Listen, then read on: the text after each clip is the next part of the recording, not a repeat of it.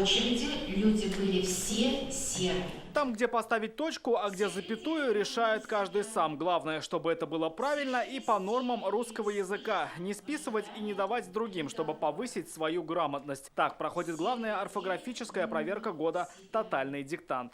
Это площадка мультимедийного парка «Россия. Моя история». Депутат Татьяна Ларионова, учитель по профессии, сегодня вновь у доски. Такое сразу же состояние ощущения, что это нужно людям разных возрастов, проверить себя, быть грамотными. В Казани пишут сразу на нескольких площадках. Одна из них – Дом дружбы народов, где за парты сели больше 50 участников. Ну, вроде ЕГЭ сдавала, а все равно немножко страшновато. Немножко волнений есть. И мы вспоминаем школьные годы, которые когда-то писали диктанты. Хотелось бы, конечно, вспомнить как раз-таки школьные годы, написать его достойно, чтобы не подводить ни свою диаспору, ни свой народ.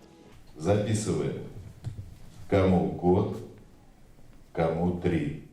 Ирик Шарипов, журналист по образованию, сейчас директор Дома дружбы народов, диктует многонациональной аудитории. Этот текст называют самым эмоциональным. Рассказ о наследии писатель Дмитрий Глуховский написал специально для акции. Художественный, он очень эмоциональный, и я думаю, что будет много вариантов, но это не из легких задач. К слову, организаторы выбрали это произведение для всех участников тотального диктанта. Так, например, если на первом этаже Дома дружбы его пишут носители русского языка,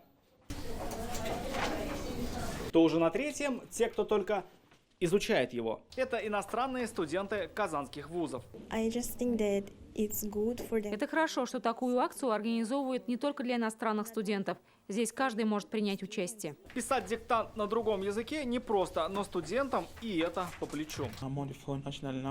Если сравнивать с другими языками, я просто могу сказать, что русский язык намного сложнее, но изучение и постоянная практика помогают его выучить. Тотальный диктант покажет, насколько хорошо русский язык знают все участники акции. Эти знания сегодня проверяли на нескольких площадках: в Национальной библиотеке республики и в культурном центре имени Пушкина. Рамиль Шайдуллин, Рамзиль Гарипов, Алмаз Единов, ТНВ, Казань.